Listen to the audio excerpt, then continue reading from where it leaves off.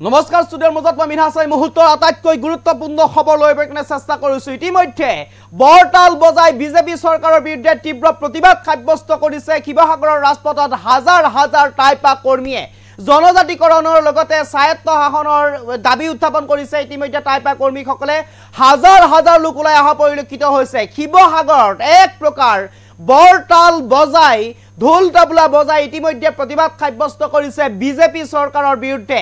হাজাৰ হাজাৰ ৰাইজ ওলাই আহিছে এতিয়া শিৱসাগৰৰ ৰাজপথত। এই মুহূৰ্তত সবিশেষ লৈ পেনে চেষ্টা কৰিছো। শিৱসাগৰত টাইপাৰ বিশাল প্ৰতিবাদী কাৰ্যসূচী, স্বায়ত্ত শাসন তথা জনজাতিকৰণৰ দাবীত এই প্ৰতিবাদ টাইপা কৰ্মীসকলৰ প্ৰতিবাদত উত্তাল হ'ল শিৱসাগৰ। বৰতাল বজাই হাজাৰ হাজাৰ ৰাইজ ওলাই আহিল ৰাজপথলৈ, ঘেৰাও কৰিলে শিৱসাগৰ জিলা আয়ুক্তৰ কাৰ্যালয়। এই মুহূৰ্ত আটাইতকৈ গুৰুত্বপূৰ্ণ খবৰ এই মুহূৰ্তত সবিশেষ লৈ পেনে চেষ্টা কৰিছো। শিৱসাগৰত টাইপাৰ বিশাল প্ৰতিবাদী কাৰ্যসূচী, স্বায়ত্ত শাসন তথা জনজাতিকৰণৰ দাবীত এই প্ৰতিবাদ টাইপা কৰ্মীসকলৰ প্ৰতিবাদত উত্তাল হ'ল শিৱসাগৰ।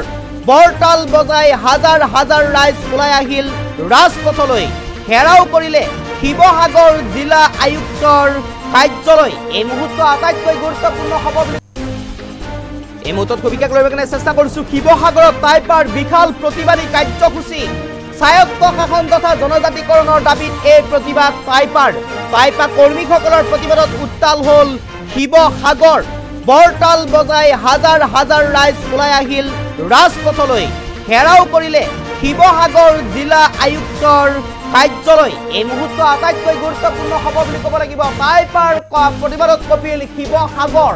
বৰতাল বজাই বিজেপি চৰকাৰৰ বিৰুদ্ধে তীব্ৰ প্ৰতিবাদ সাব্যস্ত কৰিছে, সময়সীমা বান্ধি দিছে। 2025ৰ ভিতৰত যদি জনজাতিকৰণৰ স্বায়ত্ত শাসন নহয় তেনেহ'লে যেনেদৰে তৰুণ গগৈ চৰকাৰক ওফৰাই পেলাইছিল ঠিক তেনেদৰে বিজেপি চৰকাৰ হিমন্ত বিশ্ব শৰ্মা নেতৃত্বাধীন বিজেপি চৰকাৰকো ওফৰাই পেলাবলৈ অকণো সময় নালাগিব বুলি ইতিমধ্যে তীব্ৰ হুংকাৰ প্ৰদান কৰিছে টাইপাৰ ফালৰ পৰা। ইতিমধ্যে আমি ক'ব লাগিব হাজাৰ হাজাৰ ৰাইজ ওলাই আহিছে শিৱসাগৰৰ ৰাজপথত।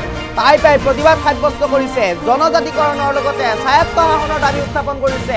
আজি বহু বছৰ হ'ল ভুলাই থাকিলে ফুচলাই থাকিলে, কিন্তু আজিৰ তাৰিখলৈ কোনো কাৰণতে জনজাতিকৰণ কিংবা মৰ্যাদা প্ৰদান কৰা নহ'ল, আৰু যাৰ বাবে এনেদৰে এতিয়া বৰতাল বজাই হাজাৰ হাজাৰ ৰাইজ ওলাই আহিছে, হাতত ফ্লেগ লৈ তীব্ৰ প্ৰতিবাদ সাব্যস্ত কৰিছে বিজেপি চৰকাৰৰ বিৰুদ্ধে। অতি কম সময়ৰ ভিতৰত জনজাতিকৰণৰ মৰ্যাদা তথা স্বায়ত্ত শাসন দিব লাগে বুলি ইতিমধ্যে দাবী উত্থাপন কৰিছে।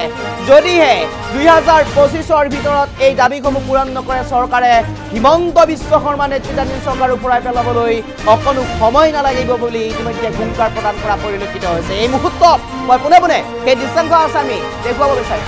জনজাতিকৰণৰ কাৰণে আমি অনন্তকাল আমি অপেক্ষা কৰি থাকিব নোৱাৰোঁ। 2025 চনটো ডেডলাইন। আমাক 2025 চনৰ ভিতৰত জনজাতিকৰণ লাগিব। যদি 2025 চনৰ ভিতৰত আমি জনজাতিকৰণ নাপাওঁ, যেনেধৰণে আমি তৰুণ গগৈ চৰকাৰ ওফৰাই দিছিলোঁ, ঠিক তেনেধৰণে ডক্টৰ হিমন্ত বিশ্ব শৰ্মা নেতৃত্বাধীন এই চৰকাৰখন আমি ওফৰাই দিবলৈ বাধ্য হ'ম।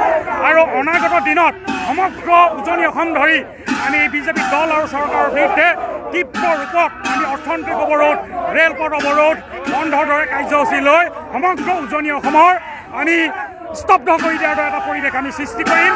নাই ৰঙামাটি, নাই গুৱাহাটী, 2025 চনৰ ভিতৰত আমাক জনজাতিকৰণ লাগিব। শৰাইঘাটৰ দ্বিতীয় ৰণ কি সেয়া টাই আহোম যুৱকতকৈ আৰু কোনেও নাজানে। শৰাইঘাটৰ প্ৰকৃত ৰণ কি আমি এই বিজেপি দল আৰু চৰকাৰক দেখুৱাই দিবলৈ বাধ্য হ'ম, যদিহে 2025 চনৰ ভিতৰত আমাক জনজাতিকৰণ নিদিয়ে। হ'ব নোৱাৰে।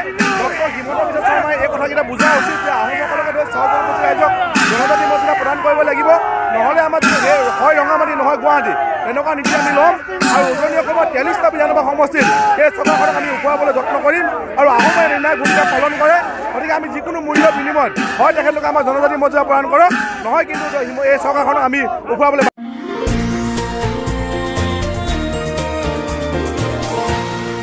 এনিটক্স, সোঁতৰ বিপৰীতে ৰাইজৰ স্বাৰ্থত।